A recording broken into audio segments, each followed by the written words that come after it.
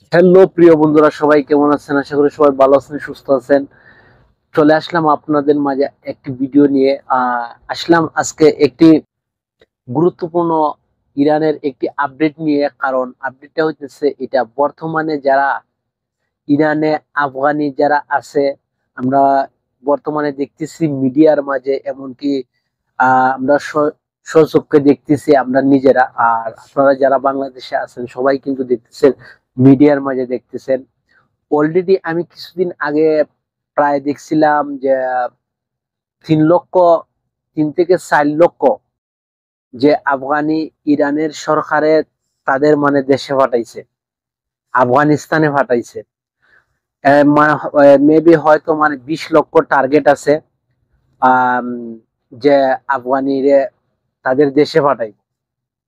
এখন আমার প্রিয় বন্ধুরা, অনেকে আছে ভাবতে পারেন, মানে এই দেশে জন্মগ্রহণ হয়েছে আফগানিস্তানের লোকেরা, এই দেশের জন্মগ্রহণ হয়েছে প্রায় যে ইরাকের সাথে যে সময় যুদ্ধ ছিল ইরানের, ওই সময় কিন্তু তারা আসছিল।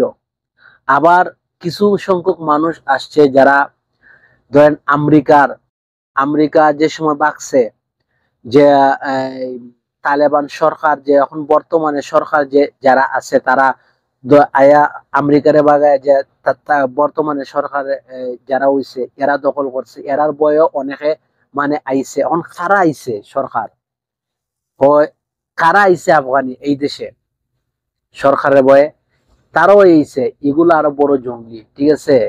আর বর্তমানে সরকার যারা আছে আফগানিস্তানে, তারা হইতেছে সচ্চা ইমানদার, ঠিক আছে, তারা হইছে প্রকৃত আফগানি।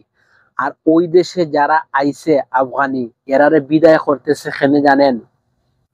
এই দেশের আফগানি গুলারে বিদায় করতেছে যারা, যে ইসরায়েল এবং ইরানের যে যুদ্ধ থাকা অবস্থায়, যে এই দেশের যে আফগানিগুলা তারা কিন্তু গোয়েন্দা তথ্য দিছে অনেক, যে ইরানের যে গোয়েন্দা তথ্য আছে তারা কিন্তু ধরছে, যারা ধরা খাইছে প্রায় 90% আফগানি মানে তথ্য দিছে এই দেশের তোমার 20 মিলিয়ন 30 মিলিয়ন নিয়া।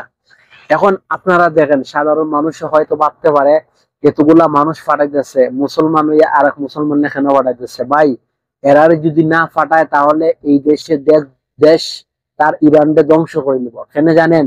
আমি বলছি, কিছু অল্প টাকার বিনিময়ে যে গোয়েন্দা তথ্য দিতেছে তারা, দেওয়ার পরে এতগুলা মানুষ মানুষ মরছে। ইরানের প্রায় 9 থেকে 1,000-এর কাছাকাছি, যে 12 দিনের যুদ্ধে মরছে।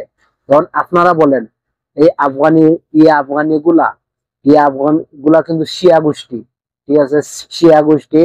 এটা এগুলার মাঝে ইহুদি এবং ইতার মাঝে কোনো পার্থক্য নাই, ঠিক আছে। এগুলা খুবই জঙ্গলি। এজন্য গোয়েন্দা তথ্য ধরা খাইছে দিকা, এবং ইসরায়েলে গোয়েন্দা তথ্য দিছে কিছু টাকার বিনিময়ে।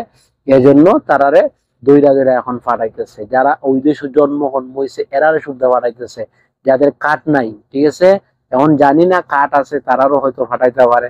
20 লক্ষ আমি শুনছি, কিংবা আরো বেশি হইতে পারে। অলরেডি শুনছি, আবার কোন কোন নিউজে দেখা যায় 20 লক্ষ ফাটাই দিচ্ছে।